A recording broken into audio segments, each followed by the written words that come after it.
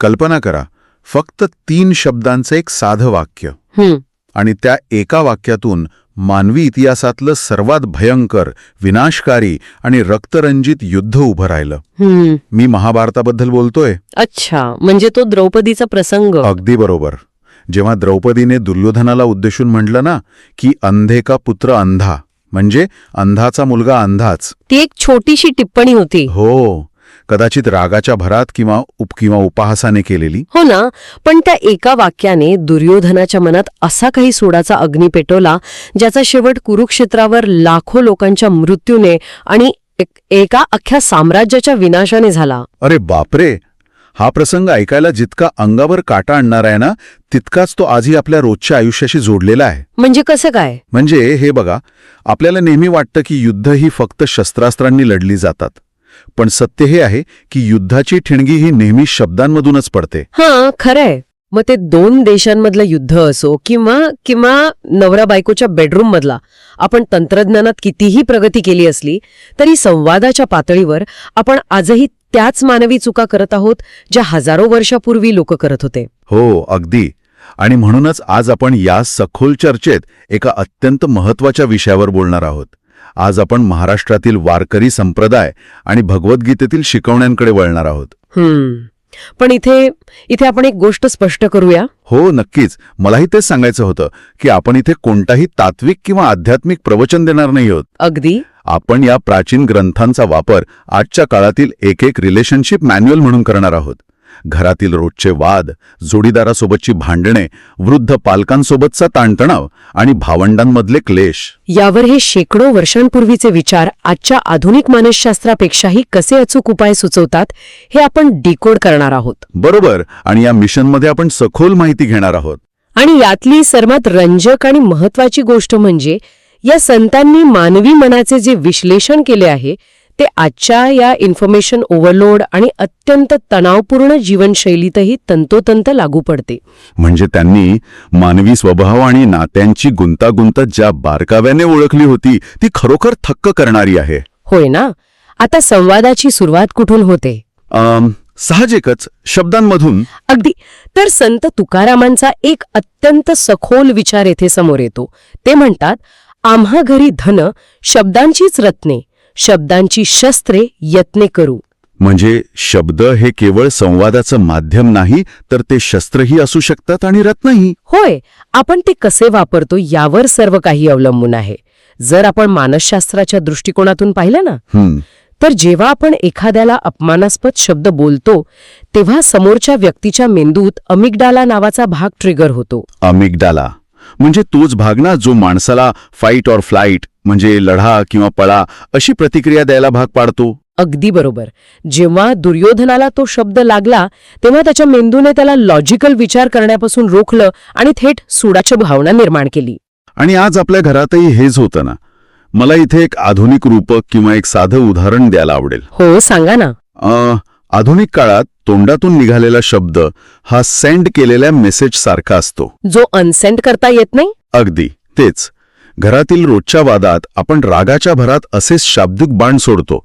आपण अनेकदा भांडताना म्हणतो की तू नेहमीच असंच करतोस, किंवा तुला माझी अजिबात काळजी नाही. हो, हे शब्द म्हणजे एखाद्या डोंगरावरून खाली घसरत येणाऱ्या बर्फाच्या गोळ्यासारखे असतात. तो स्नोबॉल इफेक्ट असतो ना, एकदा का ते तोंडातून बाहेर पडले की ते सतत मोठे होत जातात. आणि मूळ विषय बाजूला राहून आपण एकमेकांच्या अहंकारावर वार करू लागतो. हो, मग यावर ज्ञानेश्वरांचा काय उपाय आहे? नेमके हेच टाळण्यासाठी संत ज्ञानेश्वरांनी संवादातील गोडव्याचा एक अतिशय प्रॅक्टिकल उपाय सांगितलाय. ते म्हणतात, आपले शब्द कसे असावेत. कसे असावेत? तर साच आणि मवाळ, मितुले आणि रसाळ. थोडं सोप्या भाषेत सांगाल? नक्कीच. म्हणजे काय, ते शब्द साच म्हणजे खरे असावेत, मवाळ म्हणजे मृदू असावेत, मितुले म्हणजे मोजके असावेत आणि रसाळ म्हणजे अमृतासारखे गोड असावेत. वैवाहिक किंवा कौटुंबिक वादात आपले शब्द असेच असले पाहिजेत. पण इथे मला तुम्हाला थोडं थांबून एक थेट प्रश्न विचारायचा आहे. हो, विचारा ना. हे ऐकायला खूप छान वाटतं, पण प्रॅक्टिकली सांगा, जेव्हा माझा जोडीदार माझ्या अंगावर धावून येतोय, विनाकारण माझ्यावर ओरडतोय, अशा वेळी मी मवाळ आणि रसाळ कसं बोलू शकतो? म्हणजे त्या क्षणी राग येणं हीच नैसर्गिक मानवी प्रतिक्रिया नाही का? ज्ञानेश्वर सामान्य माणसाकडून खूपच अवास्तव अपेक्षा तर ठेवत नव्हते. हा अत्यंत योग्य आणि रास्त प्रश्न आहे, आणि अनेकदा लोकांचा इथेच गैरसमज होतो. म्हणजे मी बरोबर विचार करत होतो तर. हो, पण गोड किंवा मृदू बोलणे म्हणजे समोरच्याचे सगळे आरोप निमूटपणे ऐकून घेणे किंवा स्वतःला दुबळे सिद्ध करणे असं अजिबात होत नाही. अच्छा, मग नक्की काय असतं हे? यामागे एक अत्यंत भक्कम मानसिक आणि संवादाची रणनीती आहे. जेव्हा समोरची व्यक्ती रागाने ओरडत असते तेव्हा ती एका विशिष्ट मोमेंटममध्ये असते. त्यांना वाटत असतं की आपणही तशीच प्रतिक्रिया देऊ. अगदी. जर आपणही ओरडलो तर आपण त्यांना त्यांच्या रागाला न्याय देण्याचे कारण देतो. म्हणजे आपण त्यांच्याच खेळात सामील होतो. हो, पण जेव्हा आपण आवाज खाली आणतो, शांत राहून मृदुभाषित बोलतो, तेव्हा आपण समोरच्या व्यक्तीच्या मेंदूतील तो रागाचा न्यूरोलॉजिकल लूप ब्रेक करतो. अरे वा. म्हणजे त्यांचा मेंदू गोंधळतो, कारण त्यांना अपेक्षित असलेली आक्रमक प्रतिक्रिया मिळत नाही. बरोबर. आणि ज्ञानेश्वरांनी जो मितुले हा शब्द वापरलाय ना, तो खूप महत्वाचा आहे. मितुले म्हणजे मोजके बोलणे. रागाच्या भरात आपण जुने संदर्भ काढतो, भूतकाळ उकरून काढतो, पण जर शब्द मोजके असतील तर आपण फक्त सध्याच्या समस्येवर बोलतो. म्हणजे मृदू शब्द हे कमकुवतपणाचं लक्षण नाही, तर ती समोरच्याला निःशस्त्र करण्याची सर्वात मोठी ताकद आहे. यामुळे नात्यांमधली भावनिक जवळीक वाढायला नक्कीच मदत होते. अगदी खरंय. वा. पण जेव्हा आपण संवादावर नियंत्रण ठेवण्याबद्दल बोलतो तेव्हा आणखी एक आव्हान समोर उभं राहतं. घरातल्याच एका अत्यंत भावस्पर्शी उदाहरणावरून हे समजून घेऊया. कोणतं उदाहरण? आपले वृद्ध पालक. लहानपणी आपण त्यांना हजारो प्रश्न विचारत असो. हे काय आहे, ते काय आहे. हो, आणि ते न थकता न कंटाळता प्रेमाने उत्तरे देत असत. हो ना. पण आज जेव्हा तेच पालक म्हातारपणी एखादा प्रश्न दोनदा विचारतात, म्हणजे अरे तो टीव्हीचा रिमोट कुठे आहे, तेव्हा आपली लगेच चिडचिड होते. आपण त्यांच्यावर ओरडतो. असं का होतं?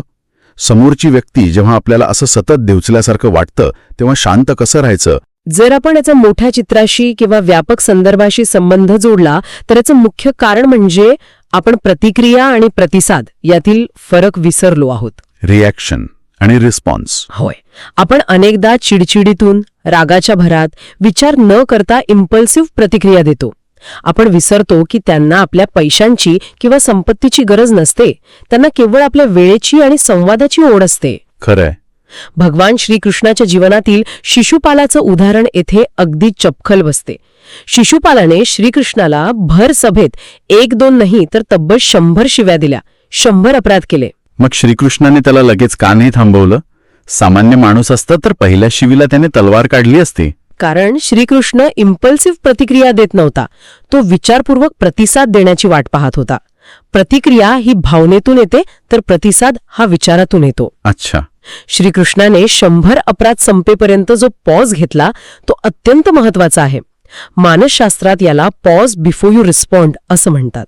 म्हणजे जेव्हा आपण रागात असतो तेव्हा तो क्षणभराचा पॉज आपल्या मेंदूला भावनेकडून तर्काकडे वळण्यासाठी वेळ देतो. होय, आणि नात्यांमध्ये असा संयम बाळगणे ही कमकुवतपणाची नाही तर ताकदीची निशाणी आहे. वृद्ध पालकांच्या बाबतीतही हेच लागू होतं. जेव्हा ते तोच प्रश्न दुसऱ्यांदा विचारतात तेव्हा ओरडण्याआधी फक्त 2 सेकंद थांबा. पण तो 2 सेकंदाचा पॉज खरंच पुरेसा असतो? तिथे तर पिढ्यांमधील अंतराचा आणि आपल्या स्वतःच्या कामाच्या ताणाचा गुंता असतो. दिवसभर ऑफिसमध्ये काम करून आपण थकलेलो असतो, त्यात त्यांनी तोच प्रश्न विचारला की तो बांध फुटतोच ना. तिथेच सहानुभूती या शस्त्राचा वापर करावा लागतो. संत गाडगेबाबांच्या जीवनातील एक प्रसंग इथे खूप काही सांगून जातो. कोणता प्रसंग? गाडगेबाबांनी एकदा बैल उपाशी आहेत हे पाहिले आणि त्यांनी त्या बैलगाडीत बसायला स्पष्ट नकार दिला. ते चालत गेले. बापरे. मुक्या प्राण्यांचं दुःख समजून घेण्याची ती संवेदनशीलता होती. दुसऱ्याचं दुःख समजून घेणे हीच खरी माणुसकी आहे आणि तीच पालकांशी संवाद साधताना आवश्यक आहे. म्हणजे जेव्हा पालक एखादा प्रश्न 2दा विचारतात तेव्हा ते आपल्याला त्रास देण्यासाठी विचारत नसतात. अगदी बरोबर. कदाचित त्यांचं वय वाढलंय, त्यांची स्मरणशक्ती कमी झालीय, किंवा दिवसभर घरात एकटे असल्यामुळे त्यांना फक्त आपल्याशी बोलायचं असतं, आपला आवाज ऐकायचा असतो. हो ना. जेव्हा आपण यामागचं कारण समजून घेतो, जेव्हा आपण त्यांच्या शारीरिक आणि मानसिक मर्यादा समजून घेतो, तेव्हा आपला राग आपोआप गळून पडतो. तिथे सहानुभूती येते. हो, आणि एकदा का सहानुभूती आली की चिडचिड होत नाही, तर संवादात एक प्रकारचा निस्वार्थ आदर निर्माण होतो. आपण त्यांच्याशी केवळ कर्तव्य म्हणून नाही, तर प्रेमाने बोलू लागतो. आणि हा प्रेमाचा आदराचा धागा मला एका वेगळ्याच मुद्द्याकडे घेऊन जातो. इथेच हा विषय खऱ्या अर्थाने अधिक रंजक होतो. कसं काय? संयमानंतर नात्यांचा पाया मजबूत करण्यासाठी कृतज्ञता आणि निस्वार्थ प्रेम कसं असावं हे पाहायला हवं. मला एका काठीच्या रूपकाचा उल्लेख करायचा आहे. काठीचं रूप? हो, कल्पना करा, एका आंधळ्या व्यक्तीला वर्षानुवर्षे एका काठीने रस्ता दाखवला, आधार दिला, पण अचानक एके दिवशी त्याला दृष्टी मिळते. अच्छा. दृष्टी मिळताच तो सर्वात आधी काय करतो, तर त्याला आत्तापर्यंत ज्या काठीने आधार दिला तीच काठी तो निरुपयोगी म्हणून अडगळीत फेकून देतो. तो हे पूर्णपणे विसरतो की त्याच काठीने त्याला या प्रकाशापर्यंत आणून सोडलंय. बापरे, हे रूपक माणसाच्या अहंकारावर केलेलं सर्वात मोठं भाष्य आहे. आधुनिक आयुष्यात आपण ही अनेकदा हेच करतो. होय, माणूस यशाच्या शिखरावर पोचल्यावर इगोमुळे इतका आंधळा होतो की तो आपल्या जोडीदाराला किंवा ज्यांनी त्या यशात खारीचा वाटा उचलला आहे त्यांनाच विसरून जातो. एखाद्या स्टार्टअपच्या संस्थापकाला जेव्हा मोठं यश मिळतं तेव्हा तो सुरुवातीच्या काळात त्याच्यावर विश्वास ठेवणाऱ्या पत्नीला किंवा मित्रांना गृहीत धरू लागतो. आपण आपल्या यशाला फक्त स्वतःच्या कष्टाचं फळ मानू लागतो. मी हे सगळं एकट्याने उभं केलंय हा विचार आपल्याला इतरांपासून दूर नेतो. हाच तो यशाचा सापळा आहे. यावर उपाय म्हणून संतांनी मोठ्या मनाची आणि कृतज्ञतेची संकल्पना मांडली आहे. ज्ञानेश्वरांनी पसायदानात जे म्हटले तेच ना? अगदी बरोबर. त्यांनी स्वतःसाठी काहीही न मागता विश्वाचे कल्याण मागितले. जो जे वांछील तो ते लाहो प्राणी. जेव्हा आपण आपल्या जोडीदाराच्या किंवा कुटुंबाच्या योगदानाची अशी निस्वार्थपणे कदर करतो, म्हणजे दिवसातून एकदा तरी त्यांना सांगतो की तुझ्या पाठिंब्यामुळे हे शक्य झालं, हो, तेव्हा मनात अहंकाराला जागाच उरत नाही. कृतज्ञता हा अहंकारावरचा सर्वात प्रभावी उतारा आहे. आणि हा निस्वार्थपणा भावंडांच्या नात्यातही किती महत्वाचा असतो. आजकाल आपण पाहतो की क्षुल्लक कारणांवरून सख्या भावंडांमध्ये आयुष्यभराचं वैर निर्माण होतं. लोक कोर्टात जातात. हो, एकमेकांचं तोंड पाहत नाहीत. पण निवृत्तीनाथ आणि ज्ञानेश्वर यांच्यातील प्रसंग पहा. ज्ञानेश्वरांच्या समाधीच्या वेळी निवृत्तीनाथ ढसाढसा रडले.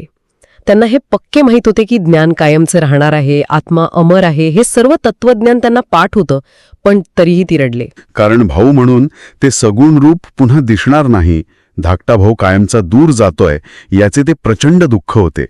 हे भावंडांमधील निस्वार्थ प्रेमाचं सर्वोच्च उदाहरण. नक्कीच. आणि त्याच भावंडांच्या उदाहरणात संत मुक्ताईचा तो प्रसंग संवादातील प्रेमाची प्रचंड ताकद दाखवतो. जगाच्या रागाने आणि अपमानाने जेव्हा ज्ञानेश्वर माऊली दुखावले गेले तेव्हा त्यांनी स्वतःला एका खोलीत कोंडून घेतलं. हो, ते रागावून टाटी लावून बसले होते. आजकालच्या भाषेत सांगायचं तर ते अत्यंत डिप्रेशनमध्ये किंवा रागात आयसोलेशनमध्ये गेले. जगाशी असलेला संवाद त्यांनी तोडून टाकला. मला हा प्रसंग खूपच प्रॅक्टिकल वाटतो, कारण आज आपल्या घरातही जेव्हा कोणाशी तरी मोठा वाद होतो तेव्हा ती व्यक्ती स्वतःला खोलीत कोंडून घेते किंवा भावनिकदृष्ट्या आपल्याशी बोलणं बंद करते. सायलेंट ट्रीटमेंट देतात. हो, अशा वेळी आपण काय करतो? आपण बाहेरून आणखी रागाने दरवाजा बडवतो. तू दरवाजा उघडतोस की नाही असं ओरडतो. आपण त्यांच्या रागाला रागानेच उत्तर देतो. आणि मुक्ताईने नेमके हेच केले नाही. तिने बाहेरून ज्ञानेश्वरांच्या अहंकारावर किंवा रागावर वार केला नाही. तिने अत्यंत प्रेमाने आणि समजुतीने हाक मारली. हो, चिंता क्रोध मागे सारा, ताटी उघडा ज्ञानेश्वरा. हे दर्शवते की प्रेमाने आणि समजुतीने कितीही मोठा राग शांत करता येतो. जेव्हा एखादी व्यक्ती रागात असते आणि बचावात्मक पवित्रा घेते तेव्हा ती समोरून हल्ल्याची अपेक्षा करत असते. जर आपण हल्ला केला तर त्यांचे तटबंदीचे दरवाजे अधिक मजबूत होतात. पण जेव्हा आपण प्रेमाने आणि सहानुभूतीने जातो तेव्हा ती तटबंदी आपोआप कोसळते. अगदी. रागवलेल्या व्यक्तीला रागाने नाही तर केवळ प्रेमाने आणि समजुतीनेच त्या अंधारातून बाहेर काढता येते. हे खरंच डोळे उघडणारे आहे. पण आता आपण वैयक्तिक नात्यांकडून थोडं बाहेरच्या जगाकडे वळूया. समाजातल्या तणावपूर्ण संवादात आणि कठीण प्रसंगात स्वतःची मानसिकता कशी राखावी. कारण घराबाहेरचं जग हे फार वेगळं आहे. आजचं जग अत्यंत स्पर्धात्मक, गुंतागुंतीचं आणि अनेकदा विषारी झालं आहे. हो, ज्याला पण टॉक्सिक म्हणतो. अगदी. यावरून एक अत्यंत महत्वाचा प्रश्न निर्माण होतो. आपण आनंदाचा शोध नक्की कशात घेतोय? पैशात की ज्ञानात? यावर एका माणसाची आणि साधूची पैशाच्या बॅगेची खूप छान कथा आहे. कोणती कथा? एक माणूस पैशाची मोठी बॅग घेऊन आनंद विकत घ्यायला फिरत असतो. त्याला वाटत असतं की या पैशातून शांती मिळेल. एका साधूने त्याची ती बॅग अचानक पळवली आणि एका झाडामागे लपून राहिला. बापरे, मग? तो माणूस रडू लागला, स्वतःला कोसू लागला. थोड्या वेळाने साधूने ती बॅग त्याच्या समोर आणून टाकली. आपली हरवलेली बॅग परत मिळताच त्या माणसाला जो परमोच्च आनंद झाला तो पैशाने मिळालेला नव्हता, अच्छा. तर गमावलेली गोष्ट परत मिळाल्याच्या समाधानातून होता. म्हणजे आनंद हा बाहेर नसून तो आतच असतो. अगदी. भूतान देशाचेच उदाहरण घ्या. तिथे मोठे मॉल्स नाहीत, तरीही तिथले लोक समाधानी आहेत. आनंद हा पैशात किंवा बाहेरच्या जगात नसतो. हे ऐकायला छान वाटतं, पण प्रत्यक्ष आयुष्यात जेव्हा समाजातून तुम्हाला सतत खाली खेचलं जातं तेव्हा हा आनंद कसा टिकवून ठेवायचा? इथे मला श्रीकृष्णाचं आयुष्य आठवतं. श्रीकृष्णाचं जीवन तर संघर्षानेच भरलेलं होतं. हो ना. त्यांच्या आयुष्याकडे पाहिलं तर खरंच असं वाटतं की माणसावर किती संकटे येऊ शकतात. जन्मण्यापूर्वीच मारण्याचा कट, आईपासून दुरावा, गोकुळ सोडावे लागणे. तरीही कृष्ण काय करतो? तो कालिया नागावर उभा राहूनही आनंदाने बासरी वाजवतो. बरोबर. गोवर्धन पर्वत उचलून तो निसर्गाशी जुळवून घेण्याचा संदेश देतो. तर या सगळ्याचा नेमका अर्थ काय? याचा अर्थ असा की सामाजिक ताणतणाव आणि संकटे असतानाही जीवनाकडे एक उत्सव म्हणून पाहण्याची वृत्ती आपण ठेवली पाहिजे. कृष्णाची ही फेस्टिव्ह माइंडसेट म्हणजे उत्सवी मानसिकता. होय. समस्यांकडे दुर्लक्ष करणे असा याचा अर्थ नाही, तर समस्यांमुळे स्वतःची आंतरिक शांतता ढळू न देणे असा आहे. कालिया नाग ही बाहेरची परिस्थिती आहे आणि बासरी वाजवणे हा आतला आनंद आहे. पण जेव्हा लोक विनाकारण तुम्हाला टार्गेट करतात तेव्हा काय? ज्ञानेश्वरांच्या आयुष्यातही असाच एक प्रसंग आला होता ना, तो इंद्रायणी नदीच्या काठचा प्रसंग. हो. लोकांनी संन्याशाची मुलं म्हणून हिणवूनही, अंगावर दगड मारूनही ज्ञानेश्वरांनी त्यांच्या नाशाची प्रार्थना केली नाही. त्यांनी काय म्हटलं? त्यांनी म्हटलं, जे खळांची व्यंकटी सांडो, म्हणजे त्यांच्यातील वाईट विचारांचा नाश मागितला.